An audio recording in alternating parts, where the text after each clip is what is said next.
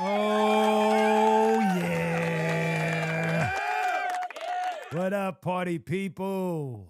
Let's see who we got in the room today. We got Josh, Duran, Behike, Robin, Divine, the Albanian Syndicate, the Unicorn, Donatella, Thin Glizzy, Mir Depp, the Machiavelli, the Bull. Yes, ladies and gentlemen, we are here today, party people.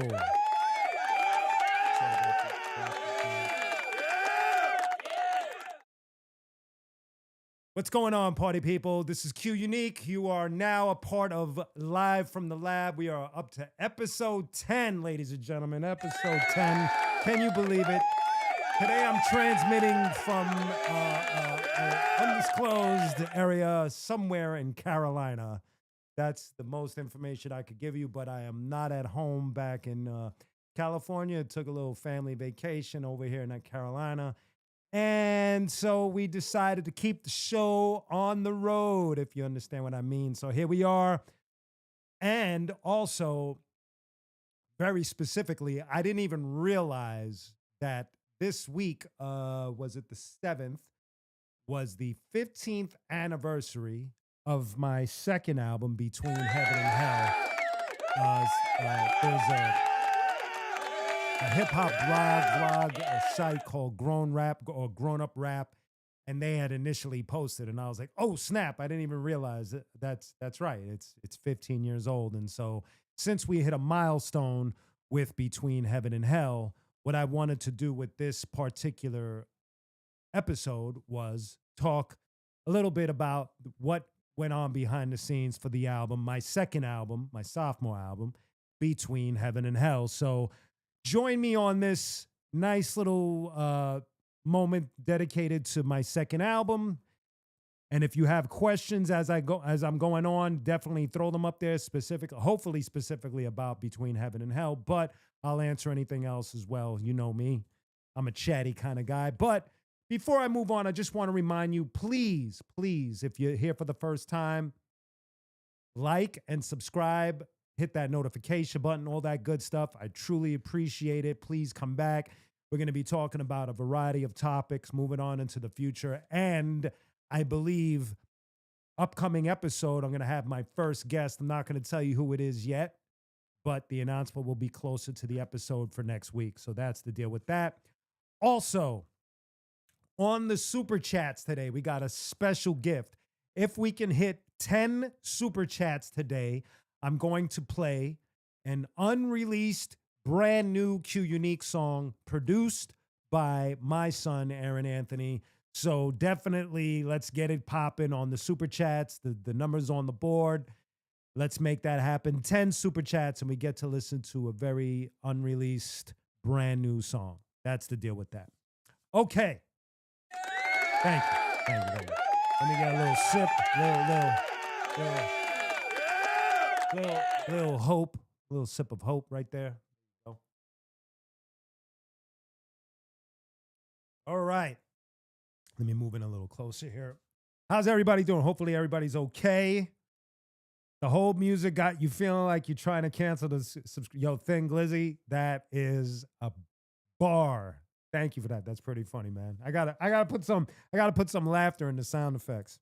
Anyway, Between Heaven and Hell was my second album, and it took some time from Vengeance is Mine to Between Heaven and Hell. So there's I believe there's a 6-year difference. Yes. Vengeance is Mine came out in 2004, and Between Heaven and Hell came out in 2010. The thing about Between Heaven and Hell was that I was coming off of the emotional ride that was Vengeance is Mine. And for those that know how I kind of like define Vengeance is Mine, is it's the public exorcism album. Therefore, Between Heaven and Hell would be kind of like the after effect years later. Now, what I would like to point out is that it's not that Vengeance is Mine came out and then I was quiet until Between Heaven and Hell. There were mixtapes released, which are no longer available online. But for those that purchased the physical copies, thank you. And for those that, was streaming it at the time that it was on all the streaming services, thank you as well. All the support, all the love. Me, man. I appreciate it all. I don't try to downplay anybody's level of support. So thank you for that. Even though there's this 6-year Arkansas Cracker, what's going on, baby? We're gonna get into listening problem. I'm gonna be talking about that song. Even though there was this 6-year gap, and you would have thought that coming off of an album like Vengeance is Mine, there still wouldn't be that aggression. No, that's far from the truth. Hold on, let me adjust this. There we go. That feels a little better in my headphones. There still was some emotion lingering because around that time, my younger brother, who I spoke about specifically on my latest song, 133rd Psalm, he had just passed away during the making of Between Heaven and Hell. And so there was this lingering vibe of sadness and confusion and anger, but it was also the other side of qunique, which I was trying to break through and get to the light. Thank you, Thin Glizzy. You're a hoot, bro. So that hence was the reason why I titled it Between Heaven and Hell, because I was still in that weird space, having my own personal tug of war of where to go. Although ultimately I ended up going more towards the light and going more towards what I believed would serve a better purpose for myself as an entertainer, as somebody in hip hop, as somebody that started with the arsonist mission statement. I knew that I had to return there. And I think that the album that encompasses that whole vibe is the Black Coffee album. But we're not going to talk about that one today. Today, we're going to talk about the album, my second album, Between Heaven and Hell. Yeah. Okay, so we're going to start with, I got everything, got my little cue cards and stuff. So, cue cards, no pun intended.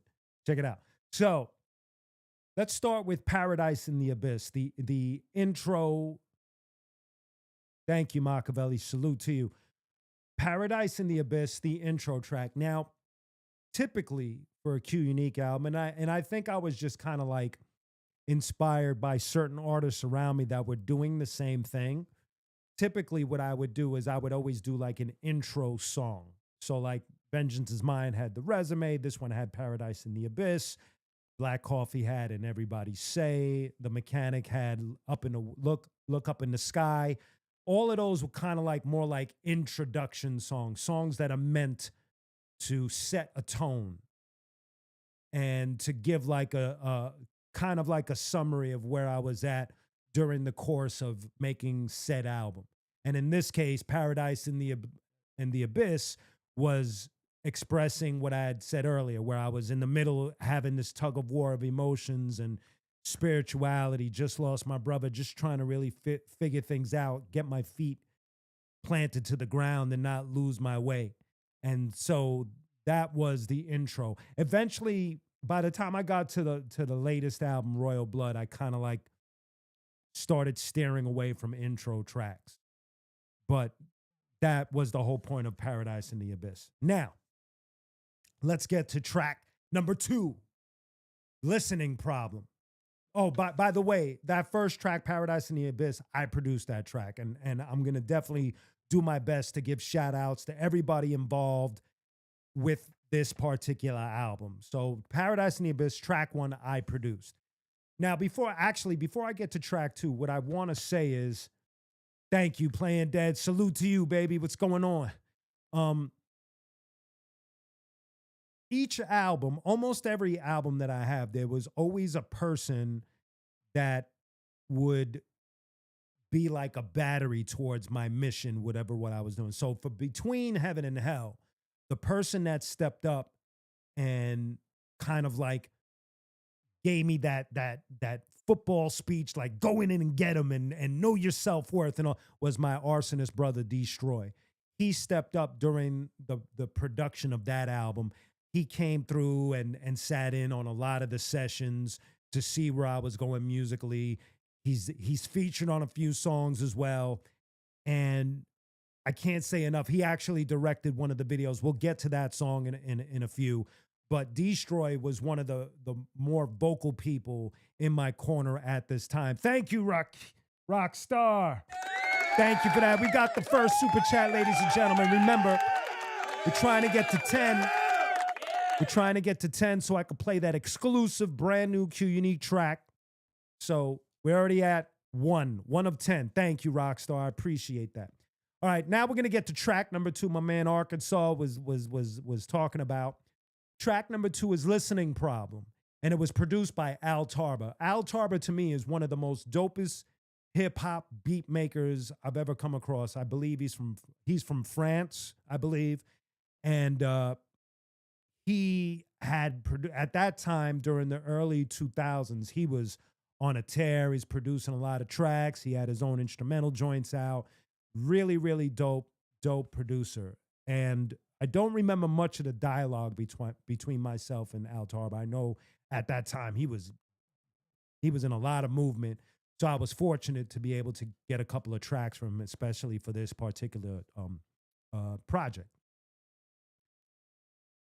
We ended up making this track, Listening Problem, and for those that know qunique's work, it became a listener's favorite. This became one of those songs that years later, after, recently, maybe about a year ago, I ended up shooting a music video for this song. So it took, 13, 14 years just to get to the point where I was like, all right, I know people dig this song. Let me go out and get a video done. And we did just that, and it came out really cool. If you ever get a chance, go on my page and just go look for the Listening Problem video. It came out really cool. But this song was a song based on somebody, well, in my case, it was me going through the challenges of having a blind faith, especially when you lose, like I said, it's not a repeating theme, but because we're so close to the intro of this whole thing, it's like when losing a close relative or a sibling, in my case, my younger brother, it just threw me in a place of confusion. And I ended up crafting this song based on just the simple concept of people tell you to pray or they tell you to spend time with God. And at that time, it felt like there was a listening problem going on, because prior to my brother passing, you're praying for him to stay alive. You're praying for him to get healthy. And it led to him not getting any of those things. And you kind of like learn that not every answer is going to be yes. It's a harsh reality, right? And I'm not going to get into the deepness of the whole subject, but that's what pushed my pen to write this particular song, was that struggle of dealing with loss, but looking up at the sky like, yo, what the hell's going on? Basically. So some of y'all could relate. You get to those crossroads. And for me, I didn't lose my faith, but at that time there was a lot of deep questionings happening. So Listening Problem was the foundation of all of that. You know what I mean? Oh, there we go, Donatella. Thank you. Thank you. We got 2 super chats, ladies and gentlemen. We're getting closer to playing that exclusive song. So remember, the super chats will get us to listen to a brand new qunique song, unreleased. Thin Glizzy, yes. I'm gonna say that it's a tough question, because there are Thin Glizzy, you thank you, man. Thank you. That's what's up, man. Thank you. I appreciate that. Thank you. So Thin Glizzy, it varies, because it's like I would love to work with Just Blaze. I would love to work with Odyssey. I would love to, the other day I was thinking, man, imagine just any, like, I don't know. It's such a tough question to answer, because there's so many dope producers. So I'll just say, like, all the dope producers, like you got Primo, Pete Rock, Large Professor, Necro, Just Blaze, like I said, Young Guru, like I said, Odyssey, Um, man, I'm going blank because there's just so many dope art. DR period. It's like, man, I could go on for days and days and days. And we all know this, right? We Muggs. Imagine I did a whole album with Muggs, or even an EP with DJ Muggs. Sick Jackin is a sick producer. Forget it. Like you could go on and on and on. So it's like, for me, where I'm at is I think a lot of MCs are at. It's that we would love to get one producer, one MC albums. And so currently, what I'm doing is I'm doing a whole album with DJ Rhetmatic, and we're almost finished. So stay tuned for that. He produced every single beat on that album. And so that's how I'm moving forward. Just like with the last 3 singles I put out, that's all Zach Baird's work. And I got a couple of more with him. But I like that one producer, one MC. Future Wave is dope. Yes. 38 Special. All of them dudes. Like, you see how we can. Oh, the bull. Thank you, baby. Thank you. Salute to you, Pops. Thank you. Thank you. There we are, man. We have 4 of 10. So, Thin Glizzy, I hope that answers your question. There's so many incredible producers. It's just more of building. I would love to build just a product. Like what I'm doing with Rhetmatic, it's turning into its own planet. Like when I worked with like when I did with Jake Palumbo with Royal Blood, or I did it with the Brown Bag All Stars with the Black Coffee album. You know, one producer and just me, and maybe a couple of features, but like that. That's what I'm looking for. So hopefully that was a good answer. But thank you. Thank you. Okay. Now we are up to track number 3. Let me take this. Yeah. Okay. Track 3. The Crack Era. I produced it, and the video was produced and directed by a young man down in Mexico by the name of Francisco Quiles. We both share the same last name. It was kind of strange that happened that way. The Crack Era was the first Arkansas Cracker. That's what's up. Thank you. Thank you. That's what's up. Thank you. Madlib would be dope, Thin Glizzy. Madlib would be dope.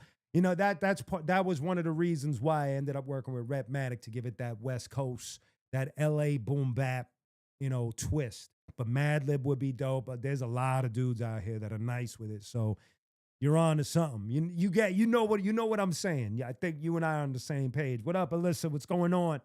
Okay, Crack Era. Crack Era is one of my favorite songs to perform live. I love performing this song live. It's just, I think Ill Bill gave me the idea to rock with. Thank you, Arkansas Cracker. You're the man. Thank you. We're gonna have to talk to YouTube about that. Crack Era is a song that I love to perform. I think Ill Bill was the one that kind of like influenced me to go over a breakbeat of some kind. And so I found that one. And instead of like doing the common, like what I would do, my go-to would have been like, let me talk about, which I ended up doing later on the Royal Blood album. I did a song, Don't Want to Wake Up, where I pay homage to all the, some of the more influential rappers during the Crack Era. That's the first verse of that song.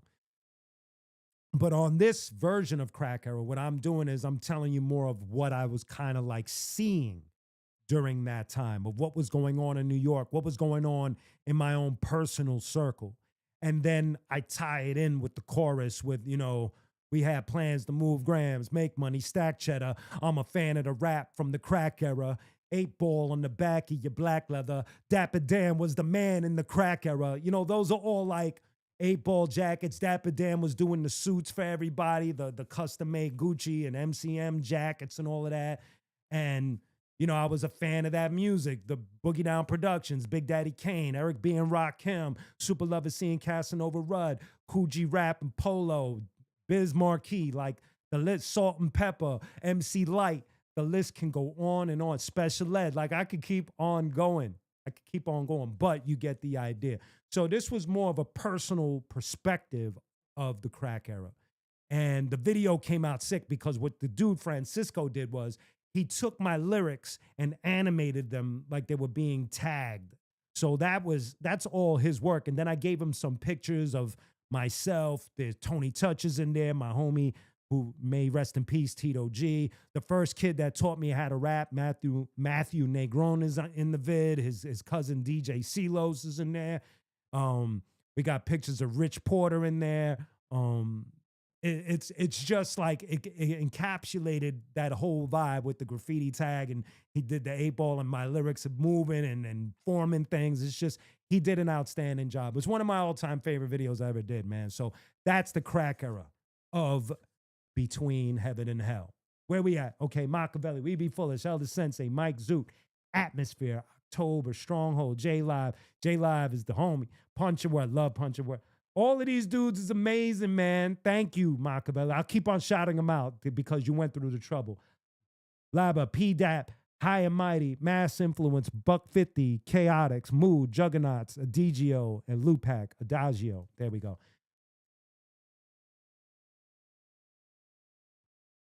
First, that picture is Thank you, Bahika. I don't know what you're talking about. I don't see no picture.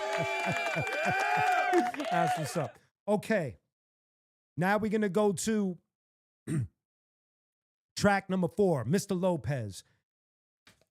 Now, before I get into the track itself, first of all, I produced Mr. Lopez, and my homie Destroy, my arsonist brother Destroy, he directed the video. That video is like one of the more intricate videos of my catalog, and Destroy just came with it with the actors.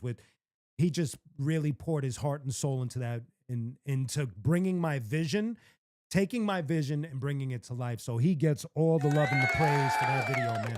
I know y'all are getting tired of that applause sound effect. I'm definitely gonna have to get a new one. Where we got the unicorn. Thank you. That's what's up. Make me press that stupid button.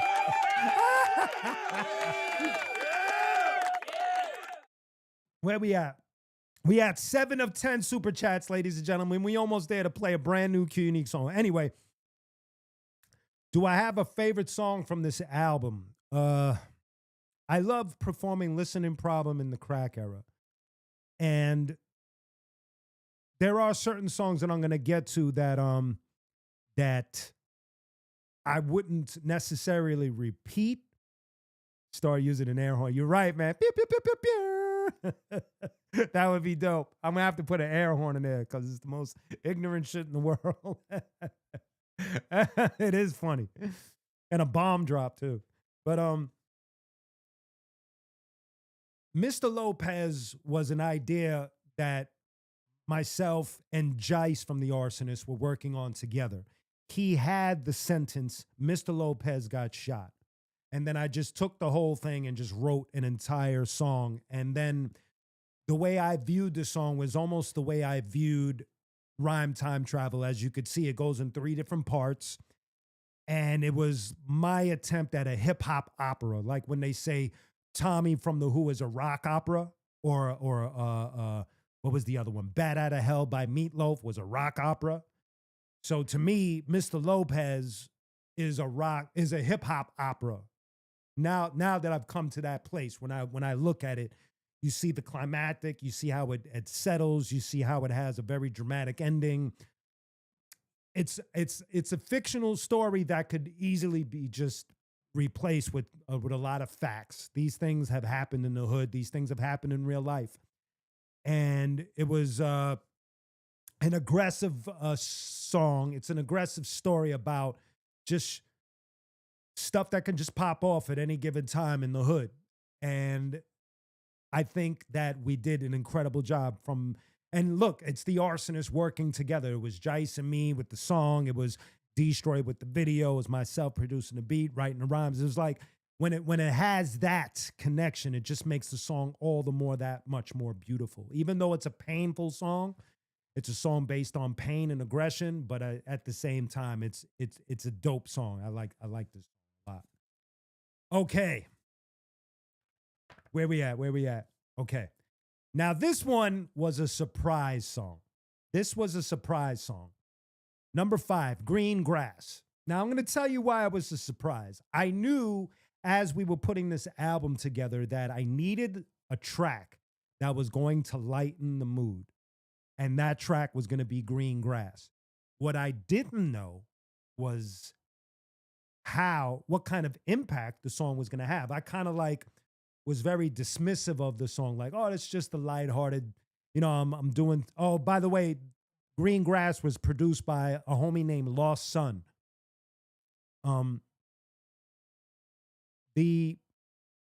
It's crazy when you put a song together where you're not really thinking, your intentions aren't anything. There's no strategy.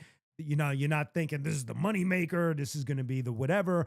I just did the song to lighten up the mood on the album. That's all I did.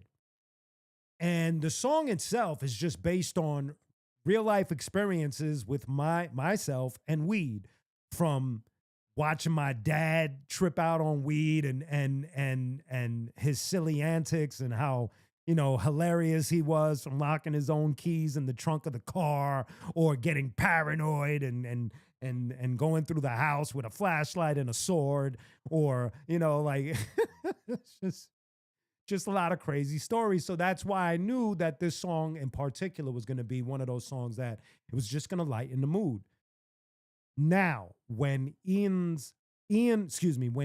Pond's Jewel got a hold of it and said he was going to do a video for it, that's when everything changed. This guy changed the trajectory of the song. He ended up making Green Grass the most popular song on Between Heaven and Hell. It's crazy. Crazy. The video just, what's up, Raps and Riffs? Salute to you. He made the song just carry an entire album. At the time when we did the video, when you look at the video now, it looks kind of prehistoric in a way, because how things have changed with animation and AI and everything else and green screen technique. You got to understand, remember, this came out in 2010. And so 15 years ago. And so here's how it went down. Ian gets at me. He's in England. I'm in Brooklyn. He asks, do I have access to a green screen? I say, yes. We set it up. He tells me, sit in a chair, don't move physically, and just rap straight to the camera. And that's all I did. Sent him the footage. He gets the actors, goes in the middle of London, puts a green screen makeshift mask that they made, I guess, out of cardboard or something, whatever they made it out of. And in one take, he has those actors walk through the streets of London with a green screen mask. And then later on, he puts my face on that actor.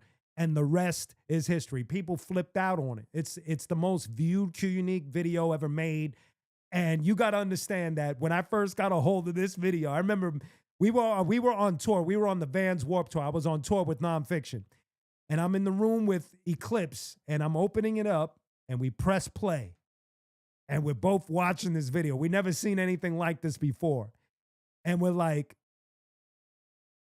what the hell is this? Like, we didn't get it at first. I was actually scared to release the video. I was terrified because it looked trippy. But then I remembered that Ian Pond's Jewel, the reason why I got at him in the first place was because all of his work was trippy. He's definitely an outside of the box, very dope vision director. And so all the love and props to him. If it wasn't for him, Green Grass, and it would have never have did what it did without his input. So much love to Ian Pond's Jewel, definitely. Okay. Oh man, we are doing good. Any questions? Where we at? Thank you. It is a fun video. Remember, guys, we're at 7 of 10 super chats. Once we get to 10, I'm going to be playing an exclusive, unreleased qunique track. So we're at 7 right now. Okay. We're at track number 6. Between Heaven and Hell, the prologue, produced by the great Necro. Necro is we could all admit, Necro is one of the best hip-hop producers on the planet. His beats, incredible. He's a dope producer. There's no arguing that. I've been fortunate that Necro, the beats that he's allowed me to spit on, that they connected exactly with the emotion that I was feeling at the like when I did the setup or Father's Day. And on this one, this the Between Heaven and Hell prologue, as soon as I got the beat, it just helped me get straight to the message that I was trying to convey. And so what what was important was like I said in the beginning of this, that this album had me in a neutral place in the middle of Between Heaven and Hell. I just lost my brother. So all of these thoughts and feelings came out on this song, from thanking Ill Bill and Necro for being in a spot at a time when I didn't know what was going on. The arsonists were gone, and I was kind of like roaming by myself. And they allowed me to hang with them for the time being. I wasn't originally part of their circle, so it was dope that they kind of gave me a little spot for myself until I could figure it out. And then I went into like all of the things that I was seeing in a challenging way, and things I was going through in my head. Those are those deep songs. And I put that song with the setup, with 133rd Psalm, with all of those songs that touch on the emotions. So this song it's a dope song, man. All right, where we at? Yo, Think Lizzy, you're a crazy dude, man. Yes, raps and rips. Definitely. Definitely, man. On Andrea, what's going on? Okay, Andrea, excuse me. So that was the deal with that track number 6. Okay, Between Heaven and Hell. Okay, now, I needed to share some stuff with y'all, man. So check this out. Let's take a little pause here. Okay, let me get this ready for y'all. Y'all are not gonna believe this. This is something that I kind of spoke about like in a post, but now I could say it on this live thing. Let me just so what people don't know is that Between Heaven and Hell went through a variety of covers before I could get to the cover that ended up being Between Heaven and Hell. Peace, stupid like a fox, shot town in the hit house. What up? So this was the first original. You won't believe this, and there's a little story about this. This is the first original cover for Between Heaven and Hell. Wild, right? So obviously, you see me there. I'm holding the Bible on one hand next to a church, holding the pistol in the other hand. The building's on fire. I'm obviously my face is still in that aggressive state. And then eventually, so funny story about this cover before I get to what became eventual is that my son, who was in grammar school at the time, thought his dad was cool, and he ended up showing this cover to some of his fellow classmates. And unfortunately for him, I don't know what happened, but after a while of him passing it around, the cover became frowned upon. Obviously because of the pistol and the Bible, and it's controversial. And so they sent a little complaint in. I had to go into school. I had to explain myself to teachers and all of that stuff. It was crazy, man. I'm telling you, man. I'm telling you. But eventually, what ended up happening was another arsonist member by the name of Criminal Crash ended up creating the cover that you know as Between Heaven and Hell. And this is the cover that he came up with. He wanted to make me a character, this angel with a scythe and the hood behind me. And I don't know what was everybody always asks me what the deal is with the car. I don't know. Crash just put it there. There's no significance, man. So that's the deal with that. But so that I had to share that with you because I realized I never really got into the definition or the cover. So what's going on? What up, John Milburn? What's the deal? Okay, there we go. My man Machiavelli came back. L Fudge, Michael Myers, digging in the crates, Cannibal Ox, Schizophrenics, Missing Links, Natural Elements, Bad Seed, Shabam Sadiq, Thurston Howell, The Third, Pumpkinhead, Socrates, Swollen Members, Dynasty, and the Jig Masters. Yes, sir. Yes, sir. That is the CRX. Yeah, yeah. But I couldn't tell you why he put it there. He just did, and I accepted it. And it became a conversation piece for a little while because everybody was like, why is that CRX all beat the shit out of on your cover? And I'm like, I don't know. You got to ask Crash about that. Okay. Let me get the next slide ready. Okay, so the next song is Just Because. It's track number 7. It's produced by a homie named Quincy Tones. And oh, that's cool. That's cool, John. As long as you're here, man. Yo, salute to you, baby. John Milburn in the house. We're at 7 of 10 super chats, ladies and gentlemen. We're trying to hit 10 so we could play a brand new exclusive qunique track. But in the meantime, I'm going to keep on. We're celebrating 15 years of my second album, Between Heaven and Hell. So I'm giving you a little definition of these tracks. And if you got any questions about, that's good, Arkansas Cracker. That's very good. If you got any questions about Between Heaven and Hell, throw them up. I'm reading them.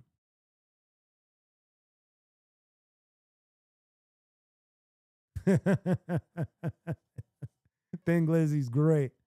Ah, the unicorn. Thank you. Thank you. We're up to 8 super chats now. Of course, Thin Glizzy.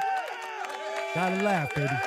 Okay, so Just Because was produced by a homie named Quincy Tones from England. And what's fascinating about Quincy Tones is that he's one of those producers that I should have worked with, and it just didn't happen. I was a little too much in a scrambled state. I wasn't really paying attention like I should have been. And what people don't know is that Quincy Tones should have been the person that would have produced the mixtape. Street Supreme would have been an album had I went to Quincy Tones first. It would have been a totally different direction. It wouldn't have been what it turned out to be. And I remember towards the end of doing Street Supreme, he had mentioned it, and I felt some sort of way, not towards him. I actually appreciated that he said something. It's just that I didn't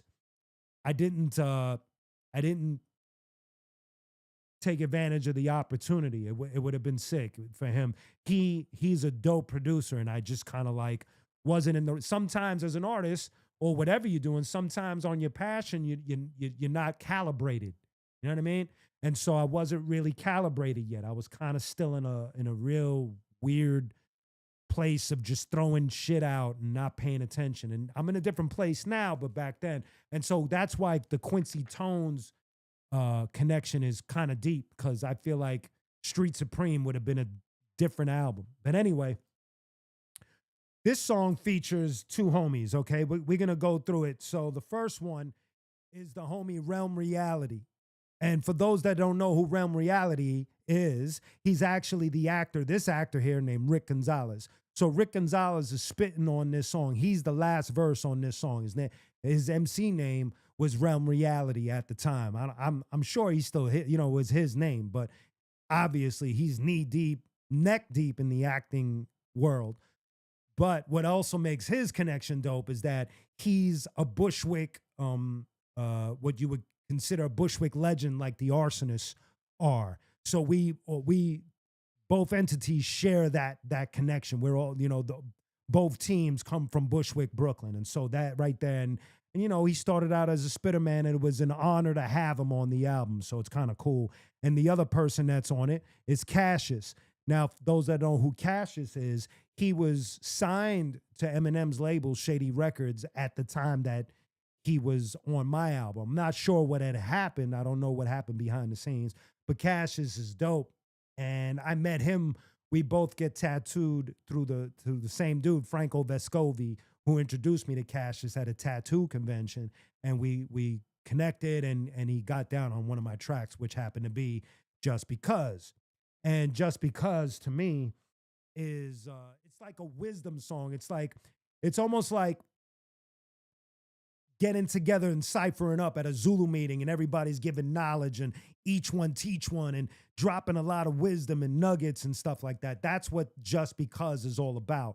Each person is giving their perspective and dropping some heavy wisdom and just how they see certain things in life. And that's why I love this song, because it's 3 different dudes that weren't necessarily hanging with each other, but kind of knew each other. And it was dope for us to get together on this kind of thing. Buzaki, what's going on? Salute to you, man. That's what's up. Word up. So that's the deal with Just Because. Hey.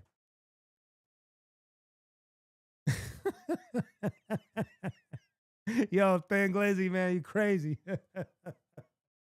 Oh my God. Let me back up my camera a little bit. There we go. Yeah. Okay. Track number 8, Man of God. This was also produced by the person that produced Listening Problem, Al Tarba. This is easily one of the most darkest songs I've ever written. It tackles a subject of the situation with the molestation cases in the Catholic Church.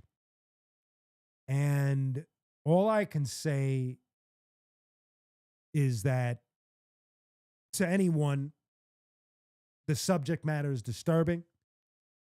And I could honestly say that it's one of the last times I dove down any rabbit hole of that nature to put a song together. It's not the type of music that I think that I want to do moving forward. I don't know. There might be an issue that might happen in the future that might possess me to put some thoughts down on a subject. But as for of right now, that was easily the darkest I've ever been on any song.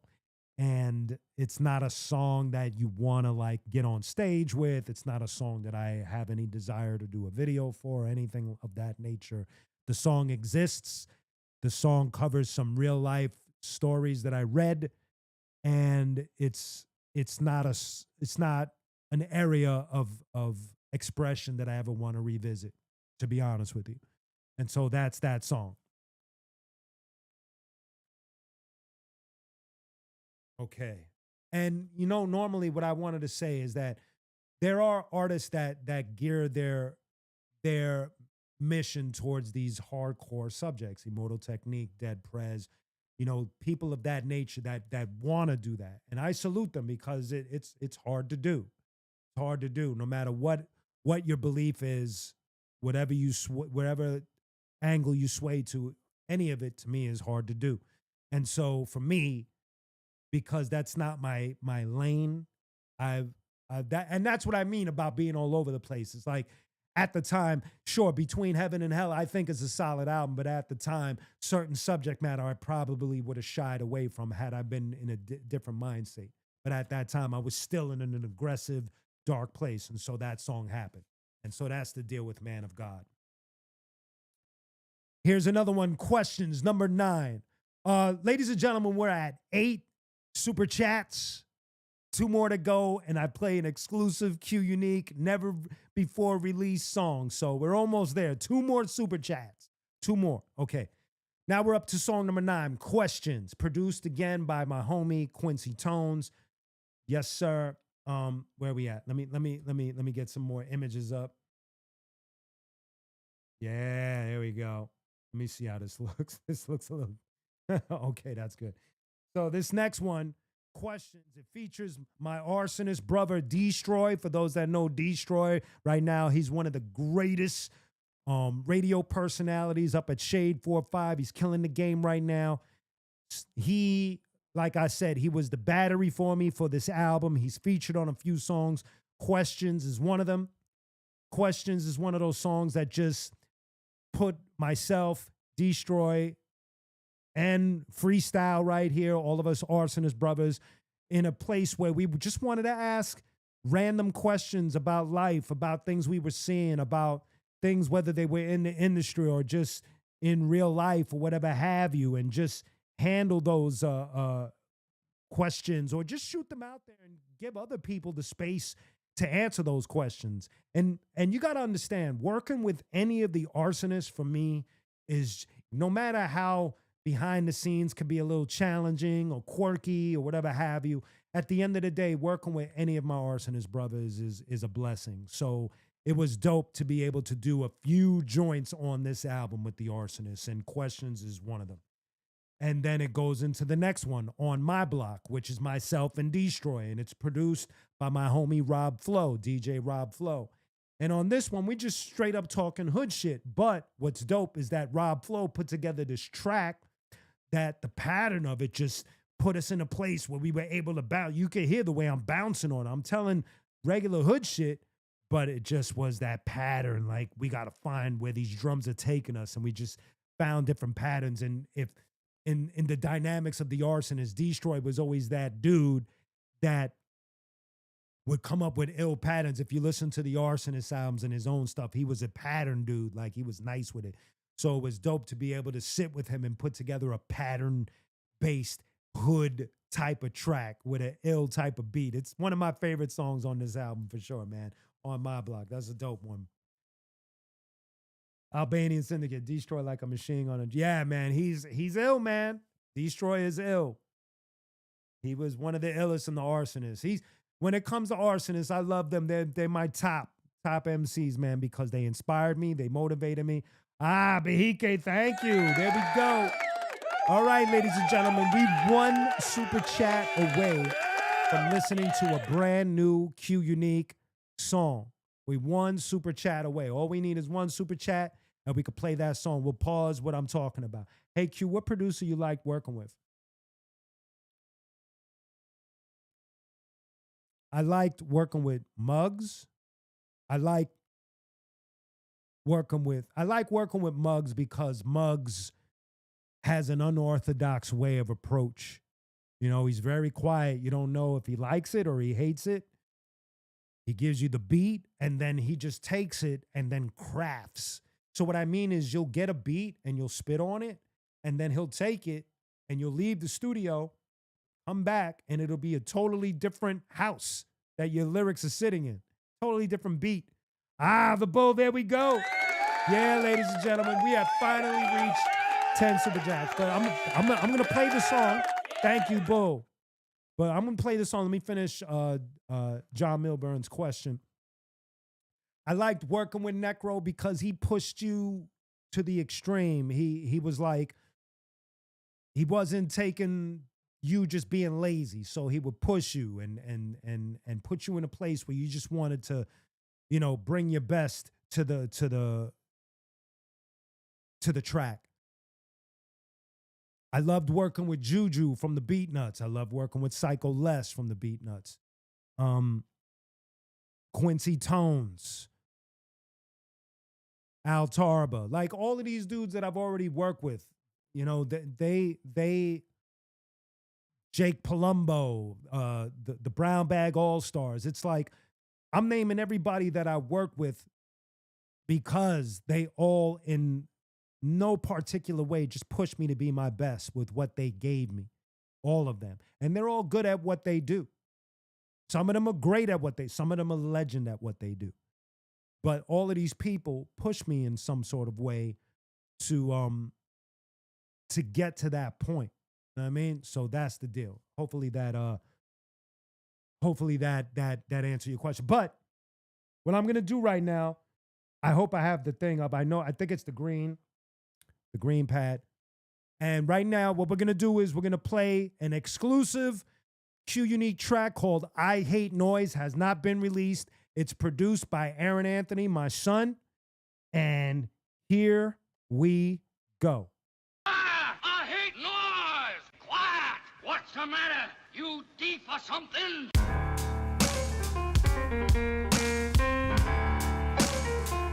Listen, kept myself from tripping, could've fell into a rumble.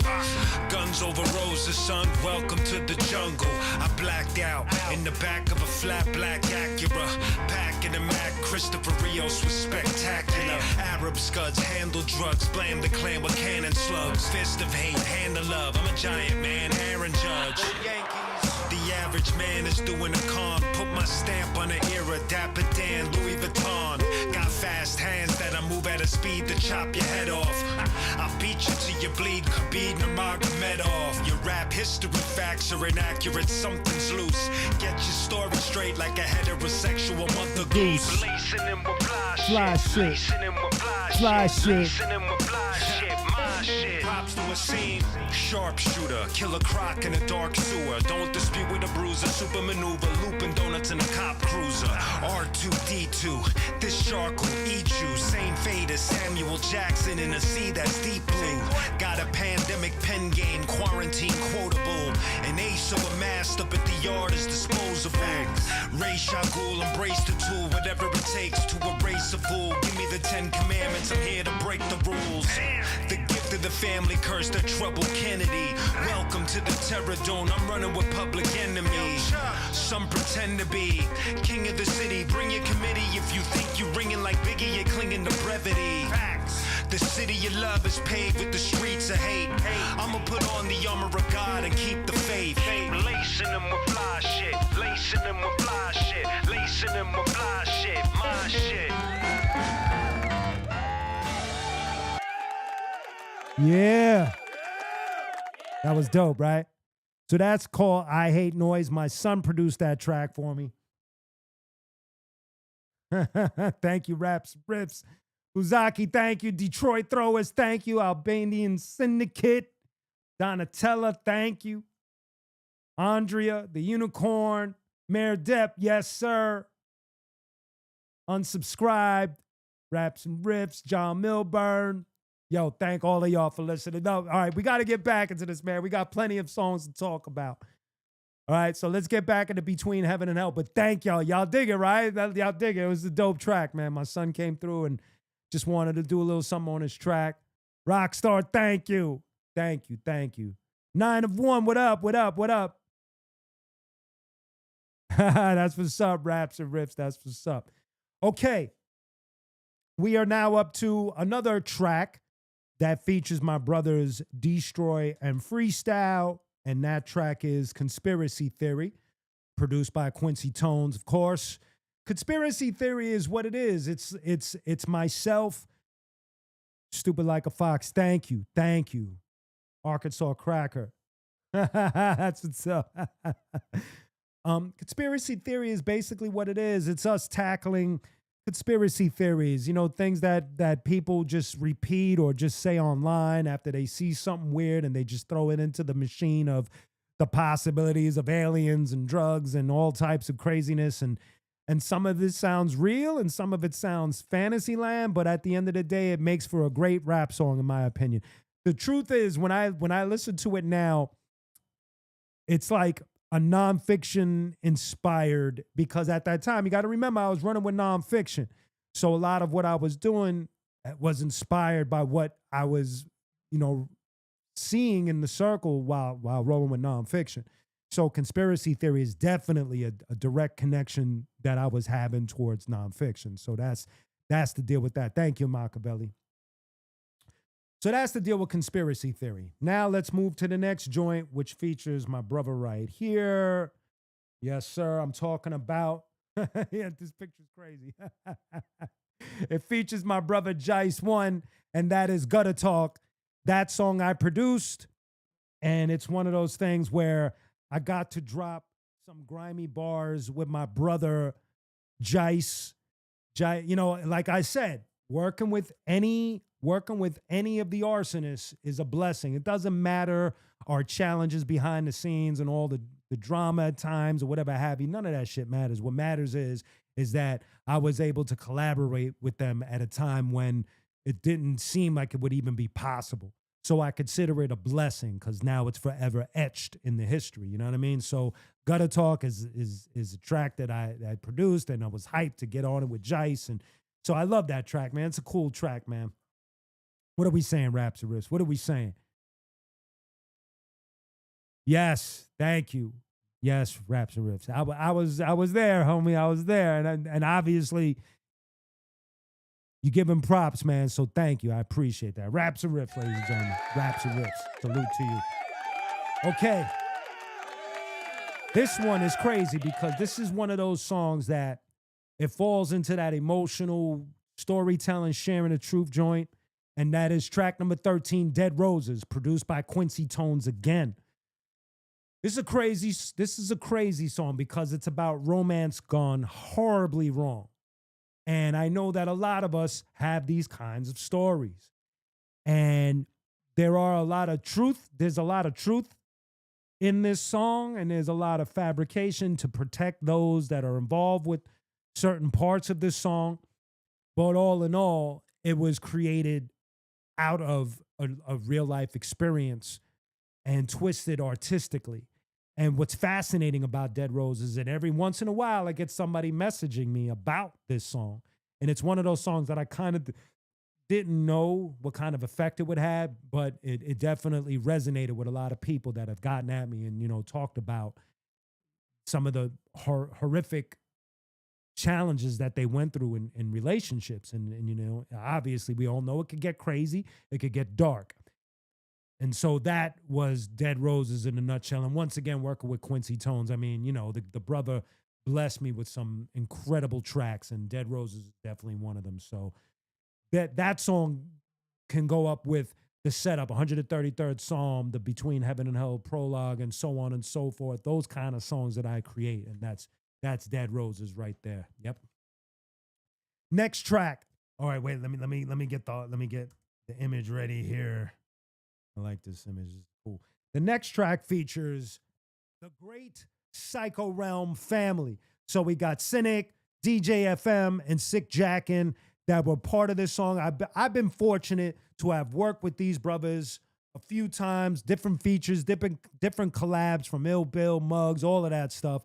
I've been very fortunate and blessed to be in the circle, or just to be, you know, anything from recording together on mixtapes or just being hanging. These are good dudes, man.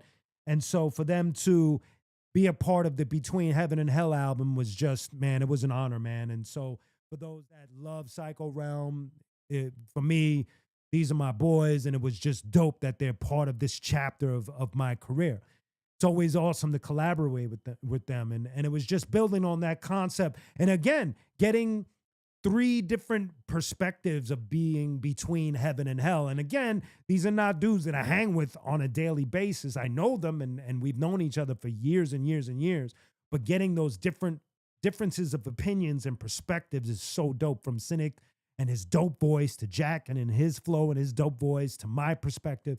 It was just dope. And then DJ FM laying on the cuts to a very unorthodox track produced by myself. And so it was dope, man. It just came out really, really good, man. Pico Union for sure, son. That's why one time Jack and told me to meet him out there. It was the first time for me being from Brooklyn, going to Pico Union. It was like going to a different planet, bro. So salute to the whole cast up with Pico Union, bro. Okay, now we're up to track number 15, which is The Dark Knight. And we just played the exclusive track produced by my son. This track, The Dark Knight, was produced by my son while he was, I think, just going into middle school. I don't remember, man, but he produced this track, and it was the first track he ever, not middle school yet. Oh, okay. I got you. Okay. 10. Gotcha. Duke the General. I got a story about Duke, Martin. Hold me to that. Remind me to tell it. So The Dark Knight was the first track that my son ever produced for me. So obviously I was geeking out as a dad. He was a baby, getting in front of the MPC and selecting his samples and, you know, playing with the pads. Oh, it was his first track. It was the very first track, man. I was very happy. And to put the icing on the cake. Oh, wait, I'm bugging. You guys see me. To put the icing on the cake, his uncles, Ill Bill and Jice, featured on the track with me, man. It was dope to have them be on my son's first track on his dad's sophomore album. It was just the way everything fell into place was just perfect. And we're just having some back and forth, just, you know, spitting bars or whatever have you, and just having fun with the track. But it was just dope that my son had that experience for his first track, man. To have Ill Bill, Jice, and qunique, his dad qunique, spitting on it. It's kind of cool, man. So that was dope.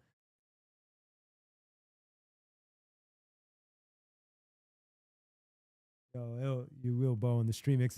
Yes, sir. Thank you, Martin Vasquez. I appreciate that. So real quick, Martin, I'm gonna tell you this story, man. So we doing a show somewhere Southern California, somewhere near LA, and Duke shows up at the show. And he asked the homie that was with him to go and find me. He wanted to meet me. And I got to tell you, man, I was nervous. I was overwhelmed because, you know, Psycho Realm, Duke was, you know the whole story. I ain't even got to go into it, but just to be able to meet him, to know that he wanted to meet me was crazy. So I ran over there, I saw him in the chair, you know, all of that stuff. And part of me was so overwhelmed by looking at him, you know, because you instantly go into that mode like, you just want to pray for bro and just, you know the deal. You see somebody in a position like that, your mind just goes into all of these emotional places. And then my other half was just tripping because he wanted to meet me. And that was just wild. And so I got to hang with him a little bit, just build a little bit.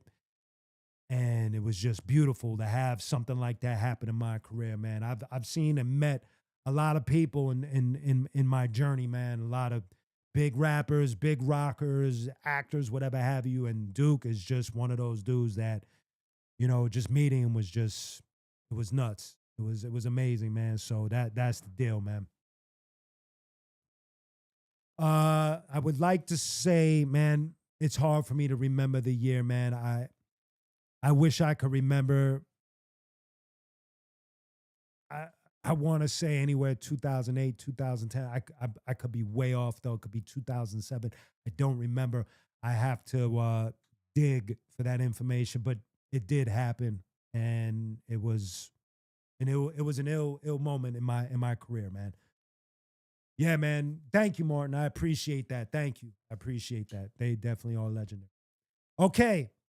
It's funny that we're up to this next track number 16, BK. I produced it, and I'm actually wearing one of the shirts that are for sale. This is the qunique designer rhyme. This is the BK from that song, BK. It's all my lyrics in the shape of the Brooklyn Bridge. This is my designer rhymes collection. This is the BK shirt. This is the BK verse. Then I have the green grass shirt, which is also from Between Heaven and Hell. I also have the chestnut checkers shirt. And there's one more shirt, the diamond in the rough shirt. Those are all available. The link is in the description. But it's funny, we up to this song, so I had to do that little shameless plug real quick. That's the deal. But to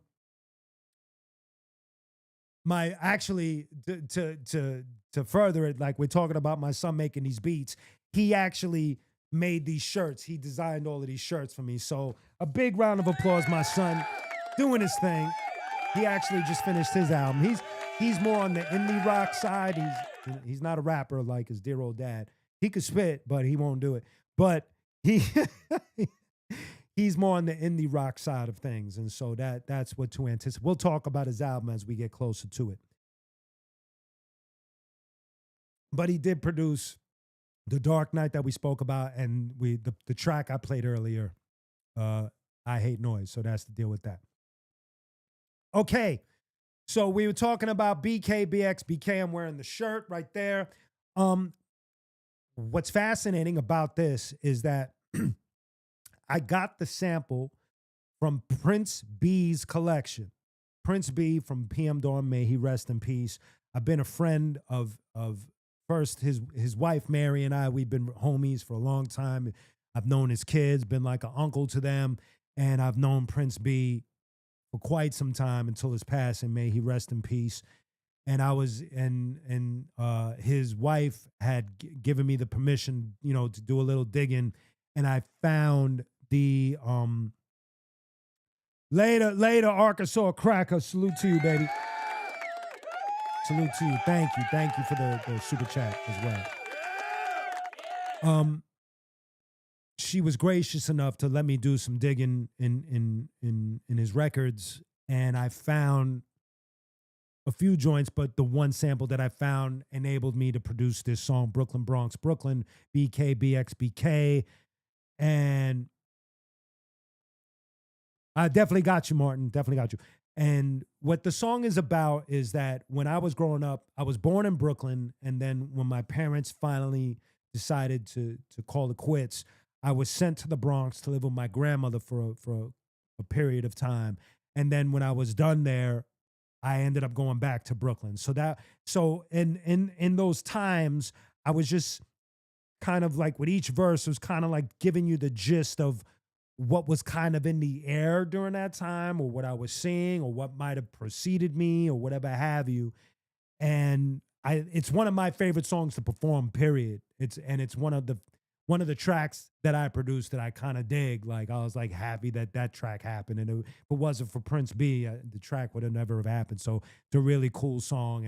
And obviously being from Brooklyn and spending time in the Bronx, and going right back to Brooklyn is my soul. Bronx is part of my soul as well. So Brooklyn, Bronx, Brooklyn, baby. So Martin, I want to give a shout out to my homie Martin Vasquez's friend Lisa. I hope that whatever challenges you're facing, that the people around you are giving you the strength and helping your faith through it. Prayers to you, prayers up to you. And I hope that whatever the challenge is, that you make it out unscathed and stronger. So salute and prayers to you, Lisa. That's what's up. Okay. Now, we're almost done, ladies and gentlemen. We're up to the final tracks of this album. Track number 17, The Brute Squad. I also produce this track. This track features Mr. Hyde and the massive Ching Rock, who was an Arsonist member, Arsonist family member. This track, the track itself, you know, you put samples together, you throw the track together. I was already happy with the track that I produced. And then what made me reach out to these dudes, I was watching The Princess Bride. You know the movie The Princess Bride, and there's a scene where Billy Crystal is talking to the people, to the characters, and he says something. I'm gonna call the Brute Squad. I'm gonna call the Brute Squad, and Andre the Giant says, I am in the Brute Squad. And then Billy Crystal looks at him and he goes, you are the Brute Squad. and I know it's a silly dad joke, but I thought it was funny as shit.